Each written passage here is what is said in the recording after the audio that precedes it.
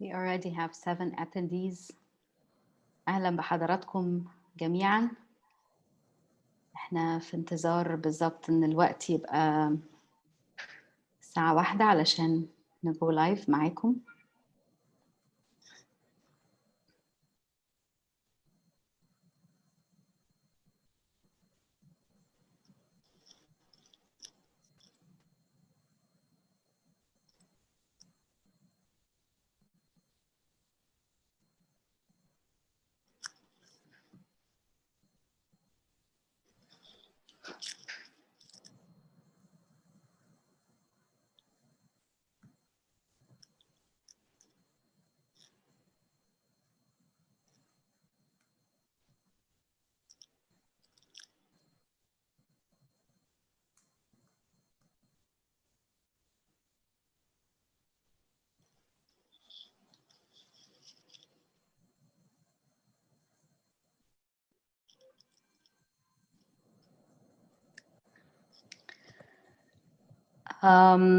أهلا بحضراتكم. احنا النهارده عندنا الايفنت ويبينار مع هيئة ألمانية اسمها IPD. IPD الحقيقة هي بتساعد المصدرين من دول مختلفة في العالم إن هم يعني يدخلوا ألمانيا in particular إنها هيئة ألمانية، وكمان into the European Union كمان عاملين expansion، بيجيبوا كمان buyers وبيعملوا match، بيعملوا trade shows في حتت مختلفة في أوروبا. ومعانا الأستاذة ليندا منسي من IPD، هي التايتل بتاعها IPD Expert Sourcing and Markets. Linda, thank you very much for being with us today. Thank you so much for having me. It's a pleasure. And can you please introduce yourself and talk to us a little bit about IPD and what IPD is doing? You have a lovely presentation with you, so we're also keen to see what you're going to present to us today. Sure. Maybe first of all, yeah, my name is Linda Menz, as you already mentioned. Thank you for the short introduction, Rania. I'm the export sourcing markets for fresh fruits and vegetables for several partner countries, and amongst them Egypt. That's why I'm here with you all today. And I've been working in this field for many years now, supporting exporters in bringing their produce to Europe. So connecting exporters and producers from developing and emerging markets with importers in the European Union. Mostly through trade fairs and selling and buying missions, so commercial missions, delegations.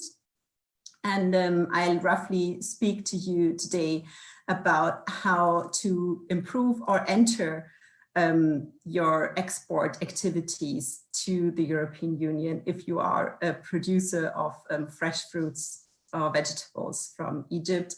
We roughly have a look also into the field of natural ingredients, which means processed agricultural products, because we're also active in that field in Egypt, which is a colleague of mine, Judith. She's not here with us today, but I'll also roughly speak about it.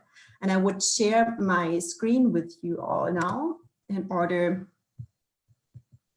to see my presentation. Also, we'd like to know about IPD more and what you're offering, the countries you're working for upon, and which sectors and so on. I'm sure they're covering these things in your presentation as well. Yes, perfect. That's precisely what I would show in the next couple of slides. Okay. See my screen, Rania? Yes, I can see your screen. Okay, perfect. So we will jump into your question, Rania, which is, what is the IPD? What are the objectives of the IPD? IPD's objective mainly is to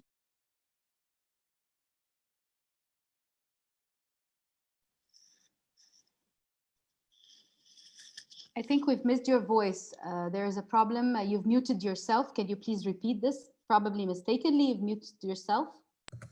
Yeah, so we have to start from the beginning. I'll start from the beginning from this slide then. Sorry. No problem.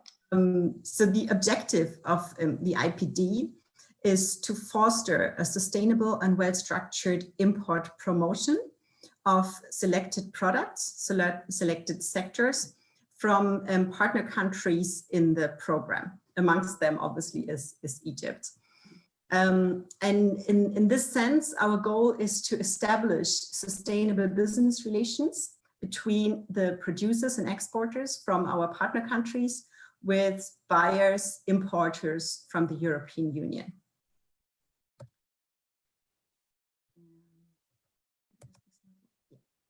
So these are the partner countries I already mentioned. Egypt is amongst them. Besides that, also 4 more countries in Africa, 4 countries in Asia, 1 country in East Europe, and 3 countries in Latin America. So quite a broad range of countries from all over the world with very different products, which for us is very beautiful, because therefore we don't create too much competition amongst the different producers that we work with, because all of them have obviously very different products, different seasonalities, different quantities, different things to offer to the buyers. And a different range of products that you're offering to the European market, and this is also what's good about it. Absolutely, yeah. Absolutely. Yes. Yeah. And in these countries, we are active in several sectors. We are not active in each sector in each country.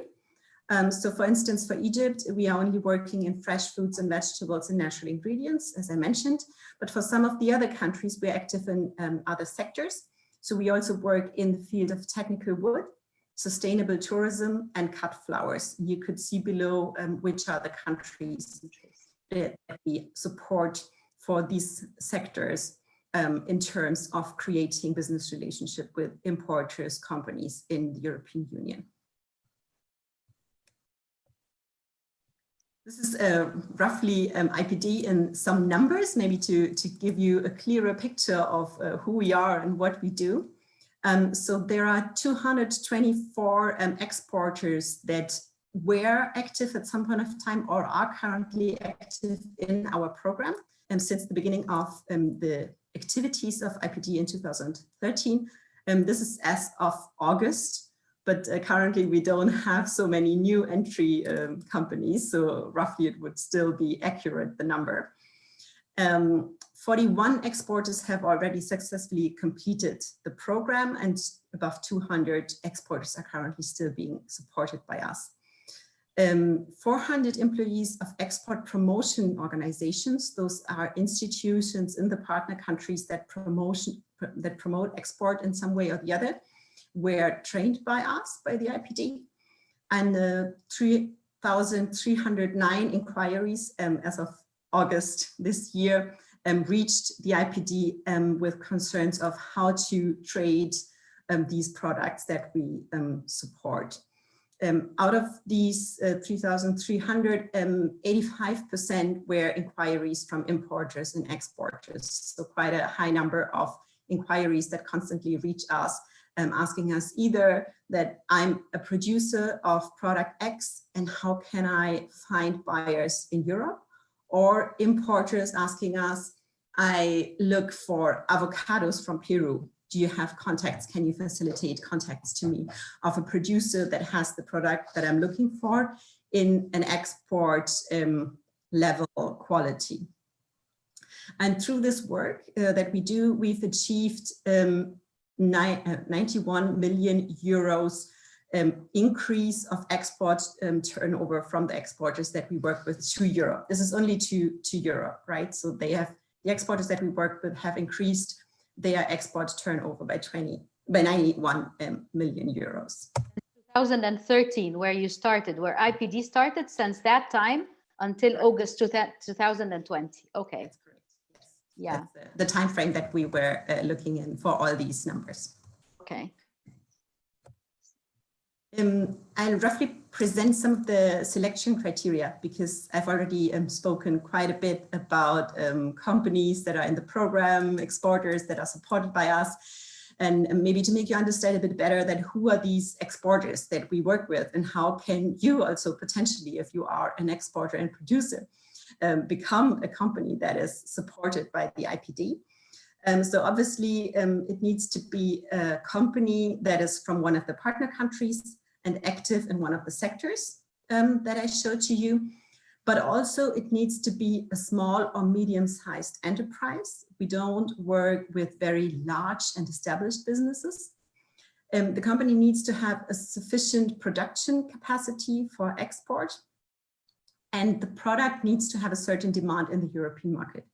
Whether the product is demanded in the European market, we would define together with the companies. So there is an evaluation process, an application process, wherein the company sends us a form which they fill with some information that we ask from them. And on basis of that, we take a first small evaluation.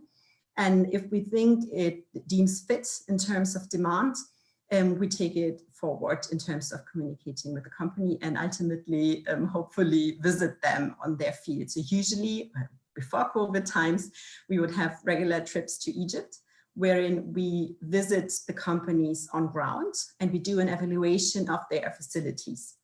Currently, obviously, it's not possible for us to come to Egypt. So we try to either postpone it to a later stage, or I think slowly we'll also start to enter and look for alternatives for the visits on the ground. And we'll speak maybe more about it, Rania, right? You would be involved in this process. So I would like to ask about traders, because in Egypt also not everybody is a grower or a producer. So what about traders? Are they welcomed in the program? It's a very interesting and relevant question. When it comes to traders, I would closely have a look at how deeply they are engaged with the producers. So if we see that they have trainings for the producers, they guarantees them some kind of security in terms of purchasing their product. If there is a transfer of know-how from the trader to the producers, I would definitely consider looking at them. If solely trailing the products without being engaged in the process of producing, probably we wouldn't work with this kind of company. So we look to also reach the producers and the smaller companies and support them. And therefore, if this is through an intermediary and we think it's really a sustainable approach, and if it's convincible, like we go and see and it makes convincible picture that the knowledge reaches also the smallholders, yes, I definitely think it could be interesting too. We have two questions here. What's your definition for medium-sized enterprises? According to your definition, what is small and medium according to your definition? Can you please elaborate on this more?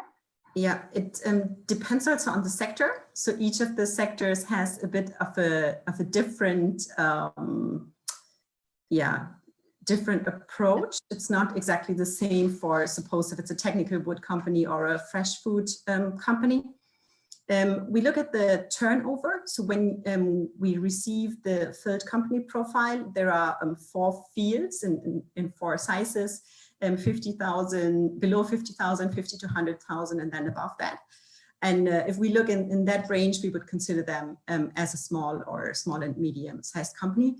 Nevertheless, it's not totally fixed. So there also, it depends, for instance, on how highly they are engaged, maybe in social certification, supporting the local community, engaging women. So all these points could be beneficial and therefore maybe bring the requirement a little higher in terms of their turnover. So if they have a high turnover, but they show a very high engagement in terms of social criteria, we could be flexible on that also. It's not a very rigid criteria. What's rather rigid though, 2 points that I didn't mention from the slide yet, is that at least one representative from the company must speak English on a level that they communicate with the buyers. Because yes, maybe we as IPD could work with a translator, but the company ultimately, when we take them to the trade fairs and we bring them in contact with buyers, they need someone who can communicate fluently with the buyer. It doesn't need to be like wonderful, beautiful Oxford English, but it needs to be in English that is understandable to the counterpart. Okay. Also, the number of business contacts that the company already has in Europe.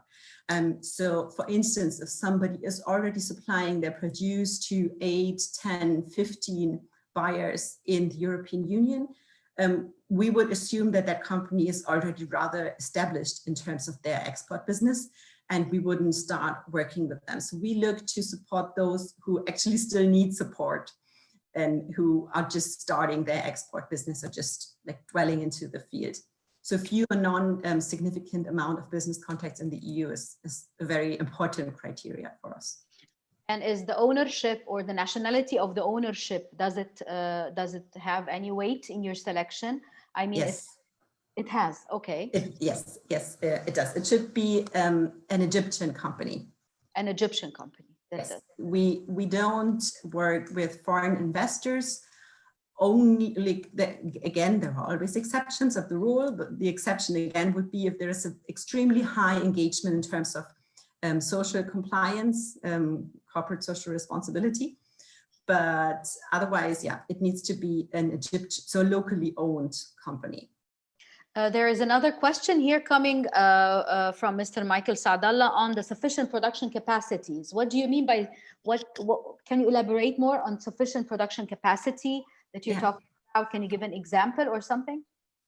Yes and no, because again, it depends a lot on the product. So for instance, if we look at strawberries, they are obviously sold in pallets, not necessarily in full containers. And if we talk about pumpkins or sweet potatoes, we would talk containers. So it depends on the product that you're supplying, but in a way that the logistics is at a level that it pays off, because logistics is expensive, and we don't support in the finance part of the logistic. So you would need to have a look at which product am I supplying and what is the cost of transporting this product to Europe, and do a short calculation whether the amount, the capacity that you're able to ship is sufficient in order to make up for the cost of your logistics. Of course, of course. Thank you. We have another question, but we will wait until the end of it to answer. So can we proceed with our presentation, please? We have mentioned selection criteria. We're talking about IPD and the role of IPD. Now, IPD in Egypt. Can you tell us more about it? Yes. So Egypt was one of the first countries, actually, that the IPD started to be active in. We're active in Egypt since 2012, though officially the project started in 2013, but in 2012 already we had some fact-finding missions in Egypt. And since then in Egypt, we have had capacity building and individual consultancies, services for the exporters and for the organizations that we work with.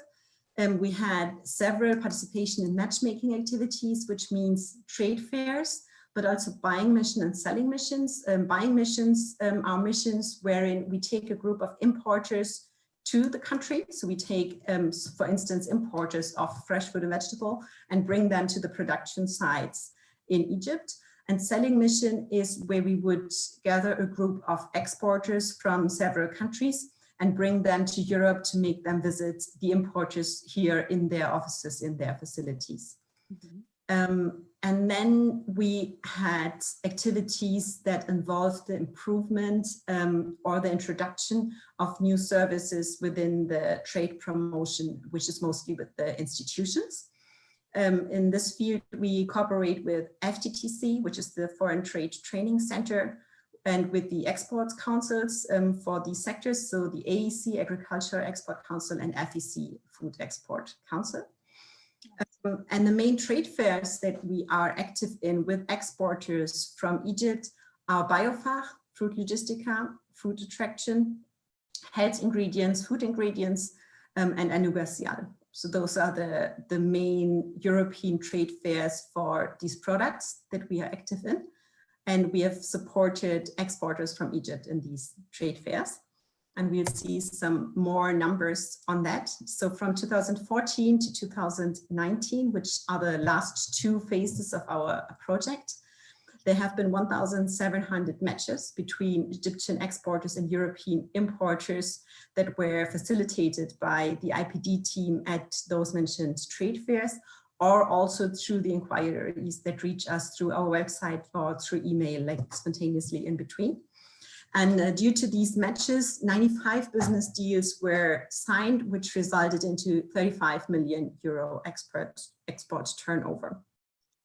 Besides that, the IPD implemented a TOT, a training of trainer program at the FTTC, out of which 2 new trainings were established at the training center. One is on digital marketing and one is on trade fair participation.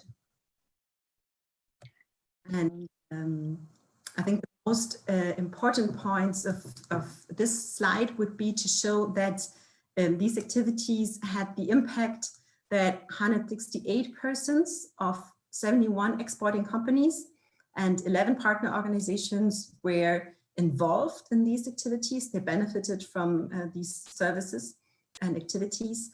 33 BSO representatives were trained and 135 companies attended trade fairs in Europe with us.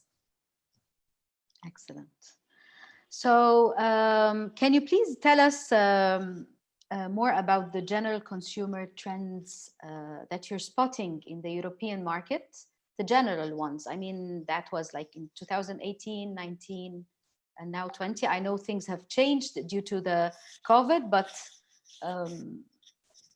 the general trends. Yes, yeah, with pleasure. Yeah. What we see in this slide is for fresh, but also mixed with natural ingredients. These are data from ITC TradeMap. So you would see fresh and dried or processed items in these charts.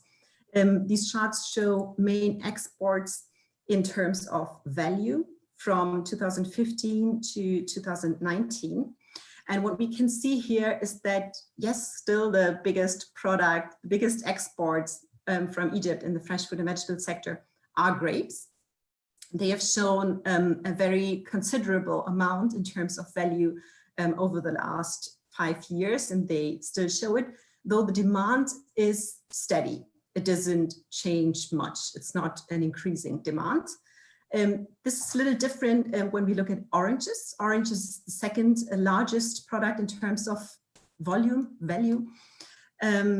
But there we have seen a very steady increase between 15 to 18, though there has been a slight decline in 2019, but overall we can see that the demand of the product of oranges is increasing. Mm-hmm.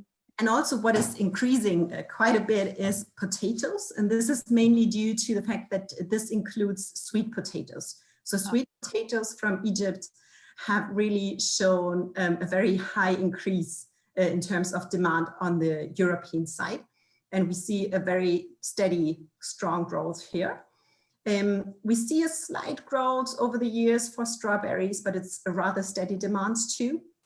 But the next product that we really see has gained importance over the last years are onions and shallots. So that has tripled over the last 5 years. And we see that now, for instance, it's as important in terms of value as oranges, wherein in 2015 it was less than half. So yes, there is a lot of movement, a lot of dynamic in terms of products. And we'll have a little deeper look into this also here, where we see the growth rates of the last 5 years for products from the FFV sector. These are selected products, and we just picked those who showed the strongest growth. And we see here a 54% growth for mandarins and similar citrus fruits. Even higher sweet potatoes, which was already mentioned, followed by grapefruit, also with 47%. And what I was mentioned already, and which we saw in the earlier graph, onions and shallots. At the same time, with slightly lower increase, but still considerable amount of 23% each, are lemons and garlic. So lemon and garlic is also increasingly growing in terms of demand in the European market. Okay, so these are all the trends, or do we have other trends that we have spotted during this is concerning the products, but what about the buyer trends, consumer trends? Yeah. Yes, exactly. Now we'll look maybe a bit more at the consumer trends.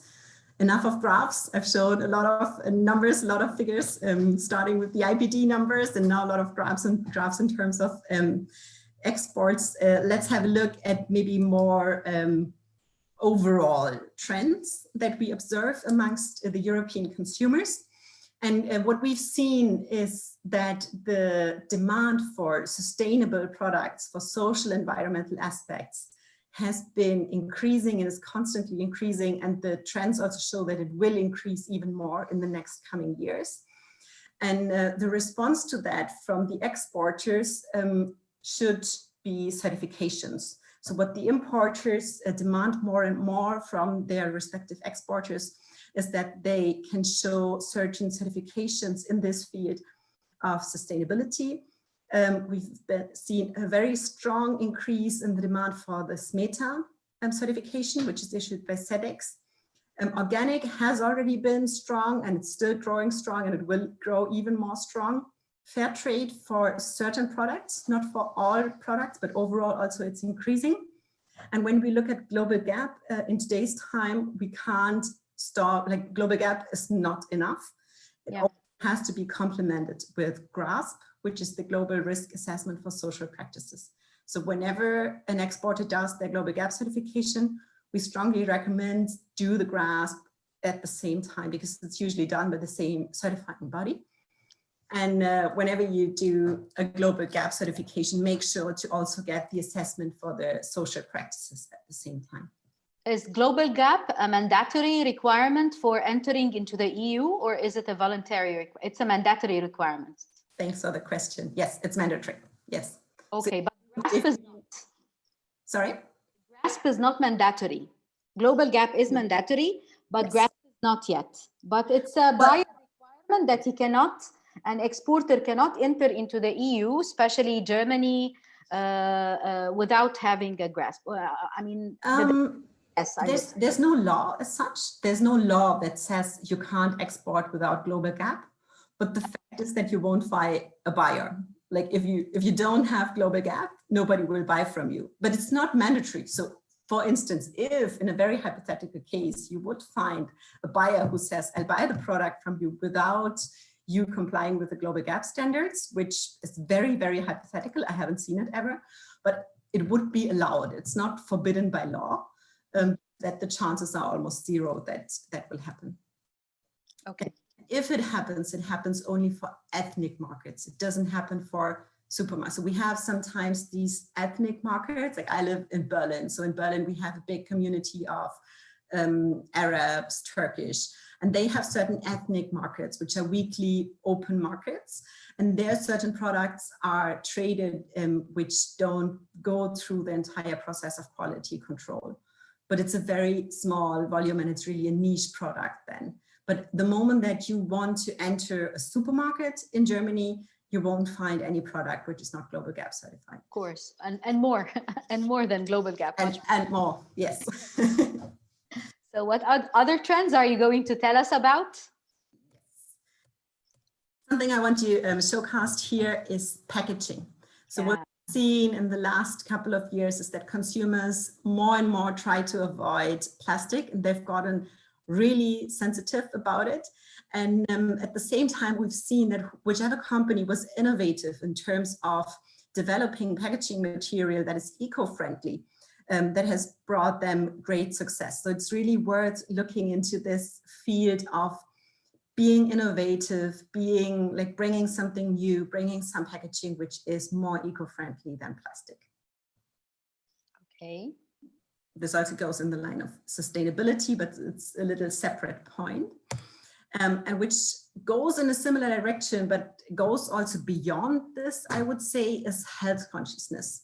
So what we've seen amongst the European consumers is that their consciousness in terms of health has really increased. So maybe when I think about my parents back in the 60s, their main purpose was to eat nice, like something tasty, but not necessarily their highest priority was health. And this goes for all over the world. We can see this trend globally, but specifically in Europe and specifically in Germany, this is a very strong trend that consumers more and more look into what are healthy products and how do I maintain a healthy body. Mm-hmm. And therefore, what is shown here, what we see here in this graph, is the growth of organic retail sales from 2000 to 2017, and we see it's a steady growth, and the prospects and the vision for the coming years is that it will grow even further.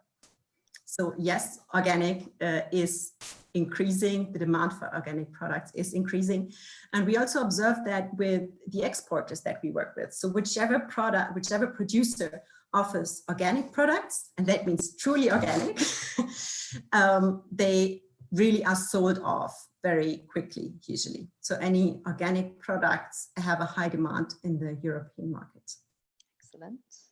And we see that in this chart also. What we see here maybe is a bit more the share of each of the European countries. And we can see that Germany is very strong when it comes to organic food. This is the turnover.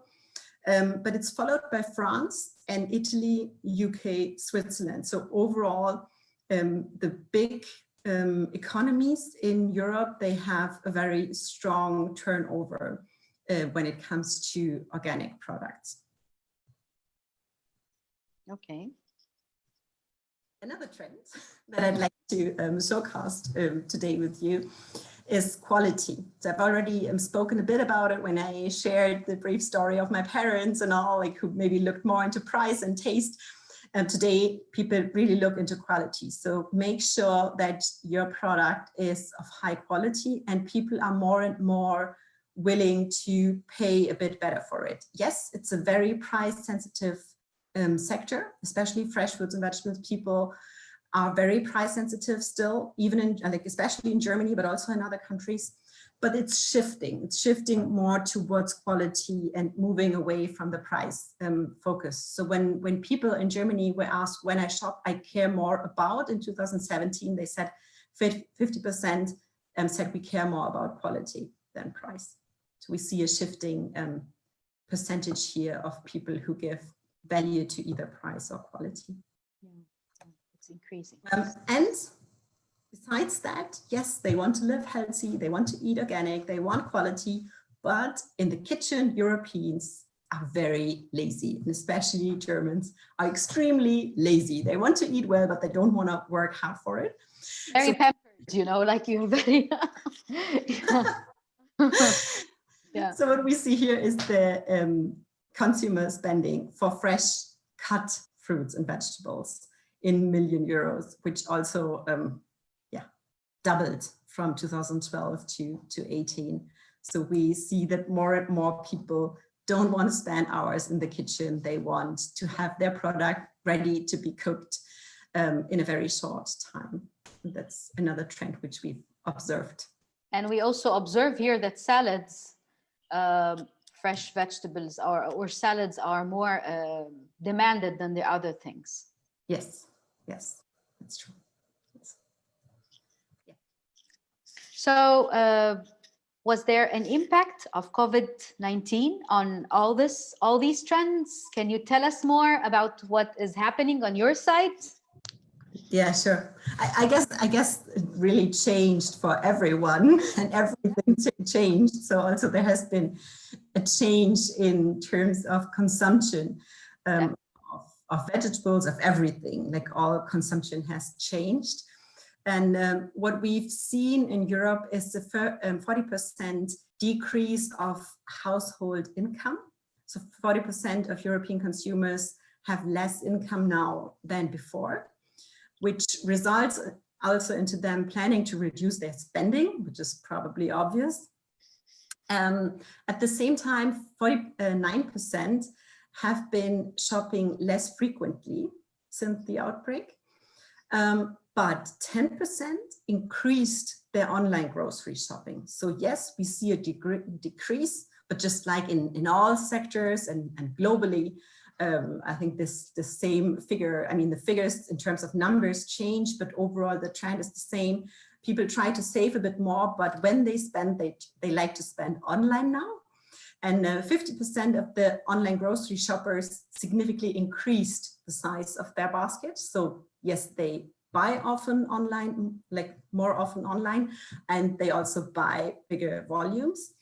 And at the same time, we've even, like these trends that I presented before in terms of physical health, and that was before COVID. So since COVID, we even see a 60% decrease, increase above of what we had before in terms of a standard of awareness of physical health and dietary aspects.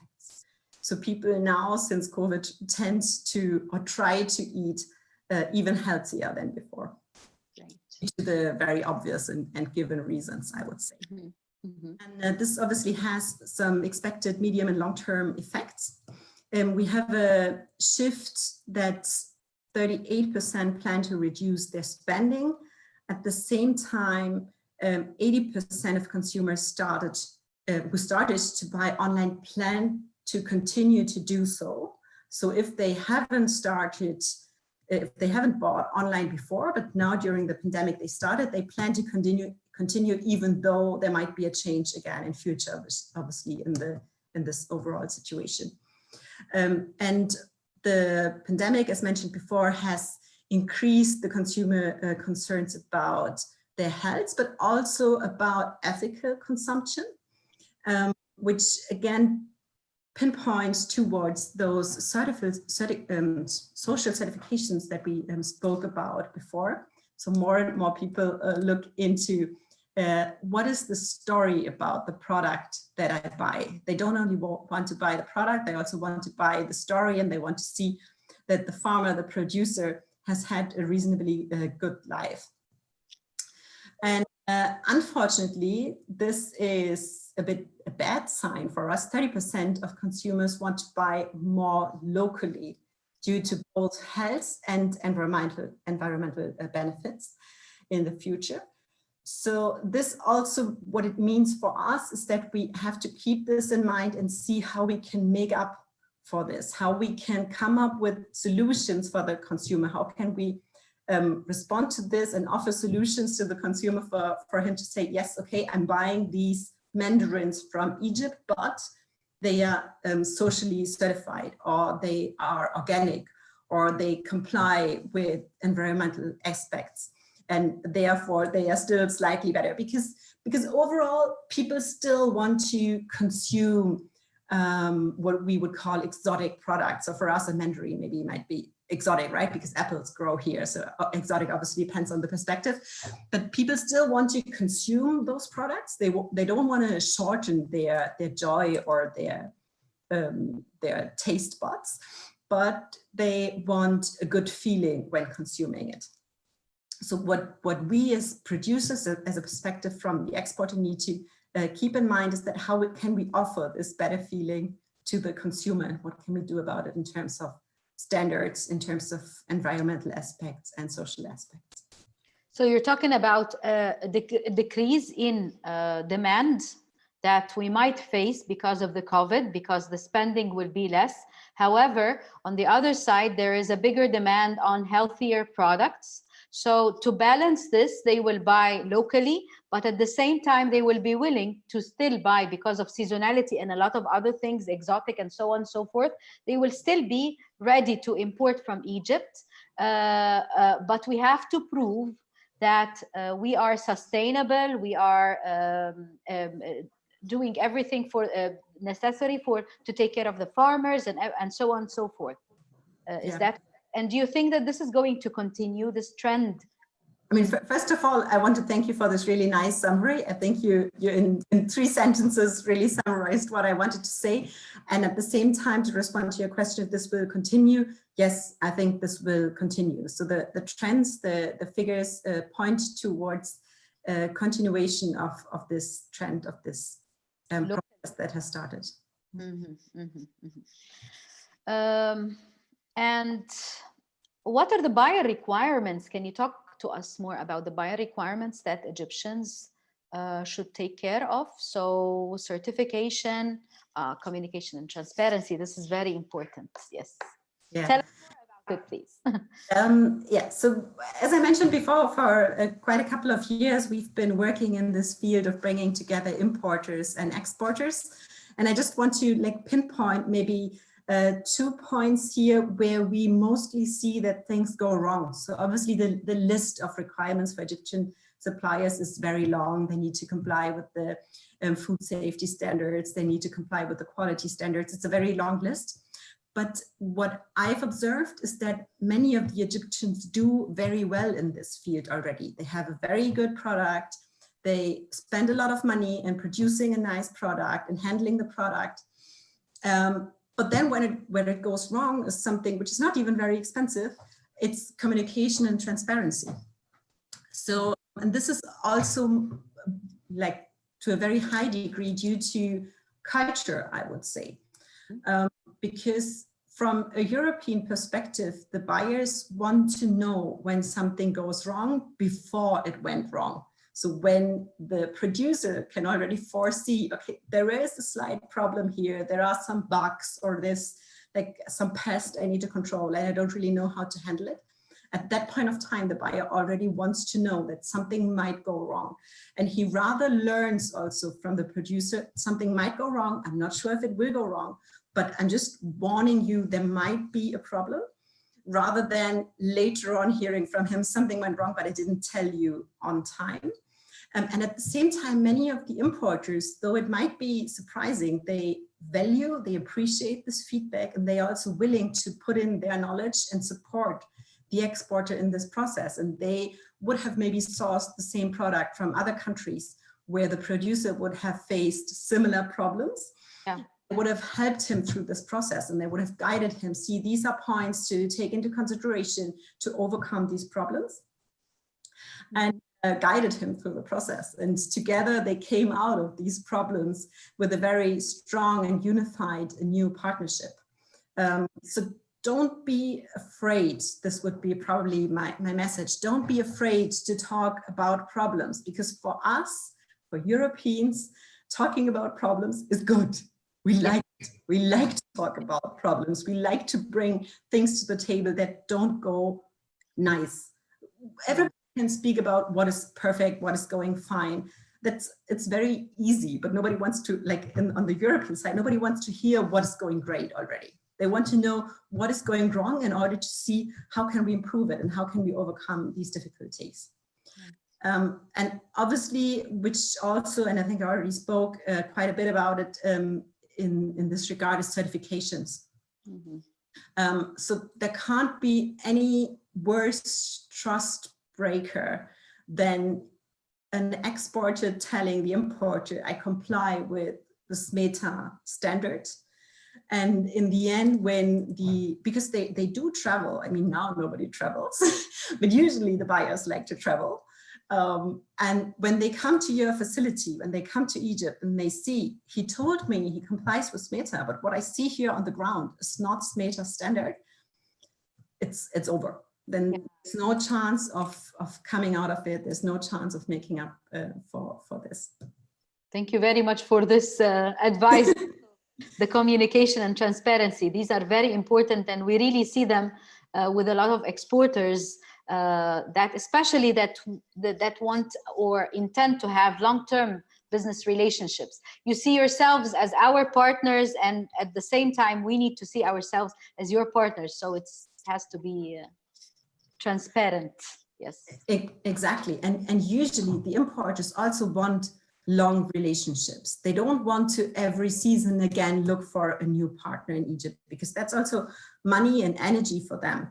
And they also want, obviously, the best for them would be to already have everything in place and just source the product and not have to work with a new person every time and find the process every time. So ideally, they are also looking for long-term partners. And they are also willing to, in the long run, then pay more. So maybe initially they look for someone who supplies them cheap, like as a one-time business. But when they see things work out nicely, they might get stuck to that producer and that supplier and continue working with him, and then also being ready to pay more for this relationship that they already built it up. Of course, of course. So, Lynda, can you please tell us what are the potential products that we should focus on as Egyptians, or continue giving them more attention and develop them more and more? I know you're aware from your side. Wow, wow. Okay. Yeah. With pleasure. I brought some pictures. And so what we've seen before in the graphs are the products that already have a high volume in terms of trade from Egypt to Europe. And maybe what I'd like to look on now a bit more are products that don't have such an extremely high volume yet, but where we do see potential in terms of what we hear from the buyers, which are products that are on one hand demanded, and at the same time, many times difficult for them to find. So for certain products, they have a, like avocado, for instance, it has a huge demand, but at the same time, there are a lot of suppliers. Mm-hmm. So it's maybe not so difficult for the importers to find a supplier of that product. But then we have products that have a big demand, but it's difficult to find a supplier because not so many people are supplying it yet. And at the same time, these products that I show here are products that we think fit to the Egyptian environment, which can be produced in Egypt nicely. And that's why we put here pictures of pumpkin with, yes, a tendency to Hokkaido, pomegranate with a focus to wonderful. Wonderful. Obviously, always like. Unfortunately, the European buyers are very variety driven, so they are not too experimental and not too adventurous when it comes to trying out new varieties. So yes, when you look at pomegranate, the most supplied product would be the wonderful pomegranates, but also sweet potatoes. It has already shown a strong increase, but it will show a continuous increase because the consumption is also continuously growing, and garlic. And when we speak about garlic, I would especially look at organic. So for all products in general, it's with a tendency towards organic, but especially for garlic.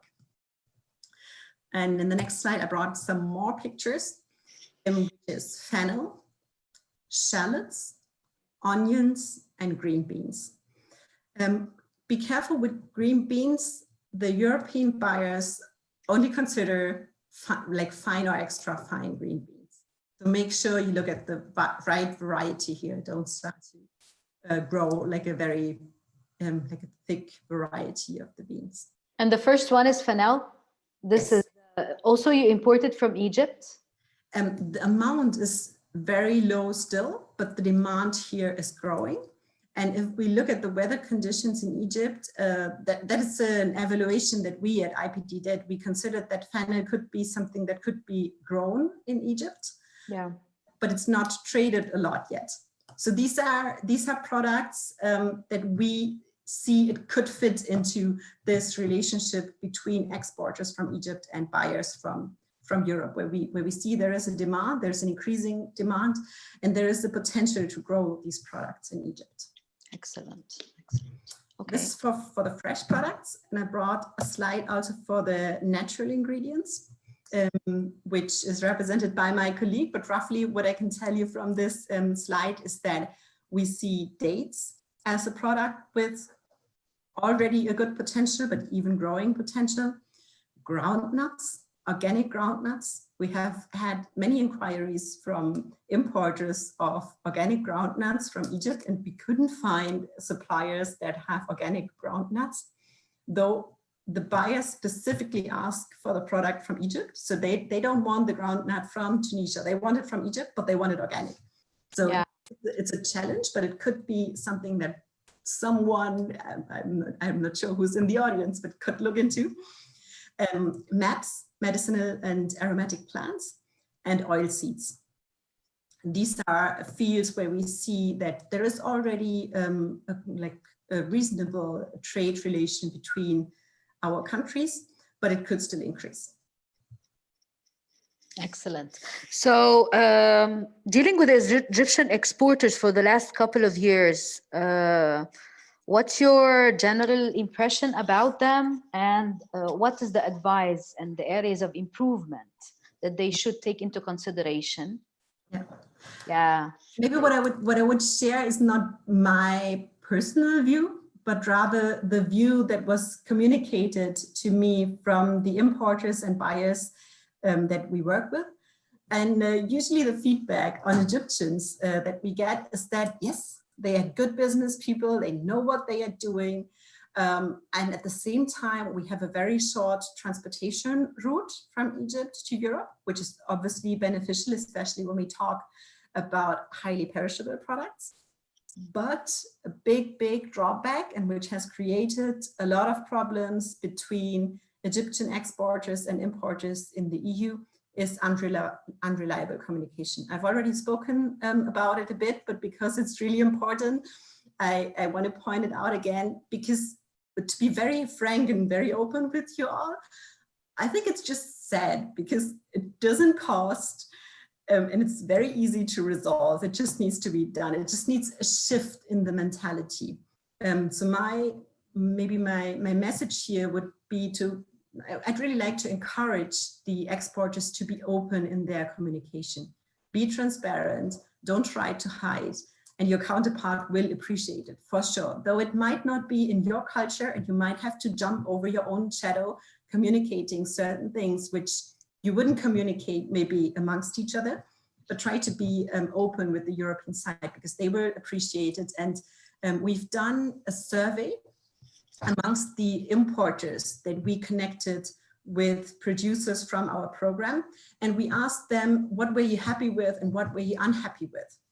And the feedback was that almost everybody was happy with the products, they were happy with the quality, they were happy with the handling, but they were unhappy with the communication. Ultimately, the deal or the partnership didn't go ahead. It didn't establish into a long-term partnership because they were not able to communicate with each other. They liked the product, they liked the taste, but they didn't like the way things were communicated, or they didn't like the speed of the communication. And maybe what is a bit bitter truth here is that many of the importers won't reply immediately either. They will not reply to you many times. But unfortunately, at the end of the day, in this moment, we have to look at it in a way that he's the king because he's the buyer. Yes. If he doesn't reply for 3 weeks, it doesn't mean that I should reply after 3 weeks. If he sends me an email, then I should still reply in 24 hours.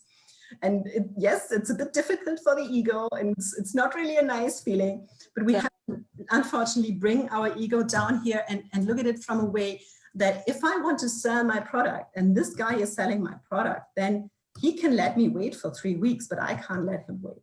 So that needs to be a bit of a shift maybe in terms of how to approach the communication. Yeah. And another part which is problematic sometimes in Egypt are residues, residue levels on the products from pesticides.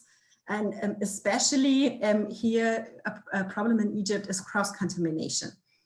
Because, for instance, if I look at other countries that we work in, let's say Peru, one farm is many kilometers away from another farm. So if they produce organic, there is no way that the residues, the pesticides from the neighboring farm will reach their ground. But the geography of Egypt is such that as all the farms are along the Alexandria-Cairo Desert Road, or like in that region, everything is in the Nile Delta. The farms are usually located quite close to each other. And that way, it's very difficult to assure that the residues of the neighboring farm don't reach your product. So what we advise here is make sure to protect your farm from your neighbors. And yes, that might take some part of your land, but keep some distance, try to keep some distance, because if you suppose have a small stretch wherein the contamination from your neighbor reaches your product, that will contaminate your entire production, because they will take tests at the port And if this test is unfortunately from this small part, which has been contaminated, your entire production will be ruined and your money will be gone. So really make sure here to protect yourself. Let it be through bushes, through trees that you build to separate you from the neighbors, but also keeping some distance and rather compromising on not selling the production from that land. Many of them, yes, to be honest, many of them then sell this locally. They don't export it, but they sell it to the local market, though it's not something that I would like to advise or promote, but yes, it's done. You know too much, Linda, you know too much. But yeah, make sure to do that in your export part, because it will really ruin your relationship if something comes out here. What is the distance that is the typical distance that would avoid contamination, cross-contamination between a land and their neighbor? Is there like an average, like they were talking about 3 kilometers or something, like, I don't know. Not so much, not so much.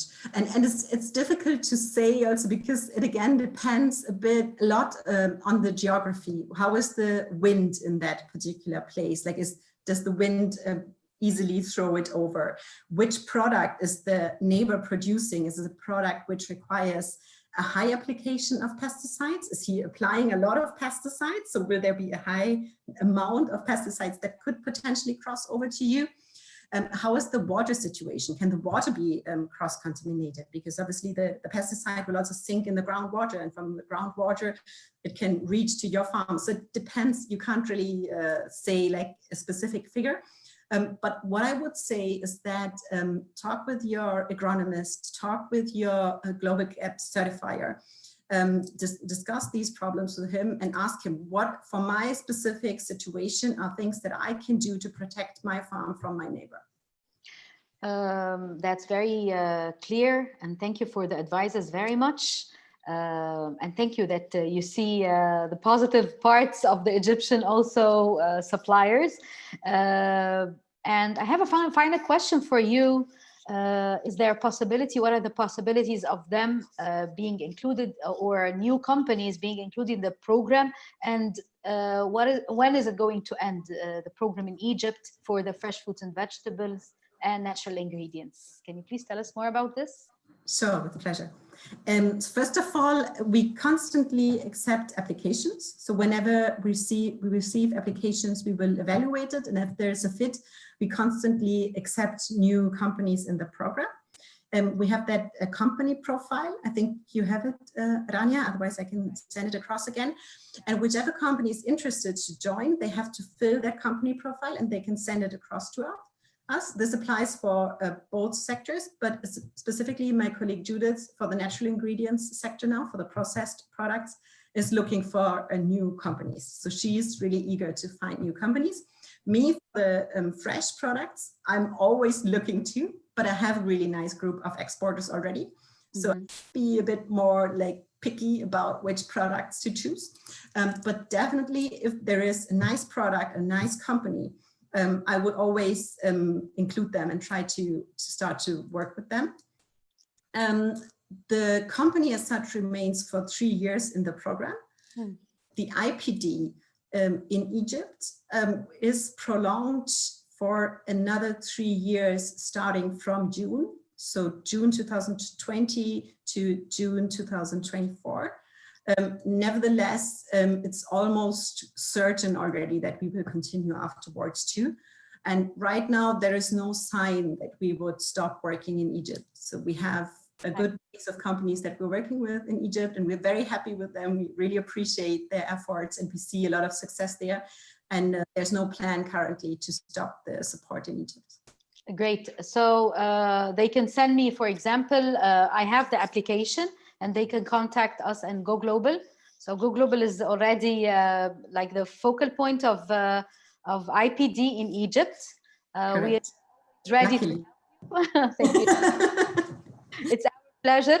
And I don't know, are we done with the presentation like this? Yes, that's my disclaimer. Thank you. Thank you very much, Linda. And I would like to leave the floor to our participants. If anyone has questions, I can see also Mr. Ahmed Tahir asking about he's a trader and a new company, newly established. Is it possible to share a company evaluation sheet in order to fill and to see the business model on which this assessment goes? I can send you also, if you can type me the email address, I will be happily sending you the filling the registration form. And someone is asking, Mr. Osama Hinain is asking about fresh cut flowers. Why isn't it included in the sectors from Egypt? Is there a specific reason? Yes. So at the beginning, when we started our work in Egypt, there has been a study which was developed by two of our external consultants, our experts for the sector. And at that point, they decided that the potential for the trade, so the demand on the European side and the supply on the Egyptian side, doesn't offer enough potential for us to be active. That doesn't mean that there is no potential for people to trade, but the amount of trade maybe wasn't big enough at that point of time. Nevertheless, it definitely can be something that can be re-evaluated. So suppose if I hear from several producers of cut flowers, I haven't had many contacts with cut flower producers so far, to be honest. But if I hear from several people about it, I'd be happy to pass this to my colleague who looks into the cut flower sector and share this insight with him in order for him to maybe evaluate it again, because obviously things can change and the last evaluation has been some time back. So maybe if there are new and more producers now of cut flowers, it could be something worthwhile looking at. Another question is coming here about e-commerce platforms. Are there any platforms that would promote Egyptian growers to your European markets, like e-commerce, or are we only focusing on one-on-one missions and B2B matchmaking? Let me share my experience here, is that because of some points that I mentioned before, trust and building trust is a really important point in trade relations between Egypt and Europe. And it's extremely difficult to build trust through a solely electronic approach. So at least you need to meet the person in a virtual meeting, like the way we are meeting now. You're seeing my face, you can see my expressions. At least some way of a personal relation can be established. On solely electronic platforms, it's very difficult to create this personal angle. And I'm speaking now especially about fresh fruits and vegetables. It's still a very traditional sector. It's a very traditional way of making business on both sides, on the producer side, but also on the importer side. People look to create a personal relationship with their business partner in order to be able to trust them, because here a lot of money is involved. If we, for instance, a highly perishable product like grapes, it's so easy to lose money here that you really want to make sure that the partner you're working with is worthwhile trusting him. So our experience has been that yes, virtual formats work, but only if there is a personal introduction. Of course. A few years back, there was a Dutch, I believe Dutch, a platform called Tackler. I don't know if you've heard about it. And during that time, it lasted for like maybe 1 or 2 years, I don't know. And they were buyers and sellers from all over the world, from big countries as well, companies. It was very successful, but all of a sudden it just stopped. That was I wouldn't say it's an e-commerce, but it was like a marketplace for all the producers. Every day in the morning, they were talking about the prices in the market. These are the prices of the products in the wholesale market in Holland. It was very good and useful. So hopefully we will see like this platform again and again, hopefully.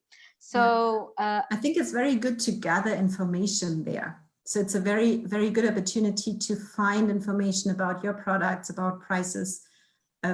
But ultimately, you would probably still need to invest into a personal approach in order to really contact the buyers. It's very important, especially in the field of exports. We always say, virtual is making things easier and quicker, but the personal one-on-one, like body language, how you talk, and this personal feeling and instinct gives another weight for the whole experience of purchasing, especially when we're talking about a new exporter or that wants to introduce themselves to the international markets. I don't know if we have more questions, but like this, you have, I think nobody have more questions, and even on Facebook, I think we're done. I would like to thank you very much, Linda, for the precious information. And I would like to thank everybody. شكرا لكم كلكم for your time. And hopefully, I really wish that this was a very beneficial session. And we're looking forward to know more about it. And if there are any companies that want to be included in the program, they are welcome to approach us at Go Global, and we will manage to like facilitate things between the exporters and IPD, inshallah. Okay. Thank you very much, Linda. Thank you so much, Rania. It was a pleasure being here with you and seeing you virtually. And thanks a lot for the time and the very valuable questions also. Like, I think the participants really raised also some very valid points, and I'm really appreciative for it. Very much. Thank you, Linda, for your time, and thank you. There is a final question. It's a thank you. It's a thank you. Okay. Perfect. Okay. Shukran. Thank you. Okay. Bye. Bye-bye. Stay safe. You too. Bye-bye.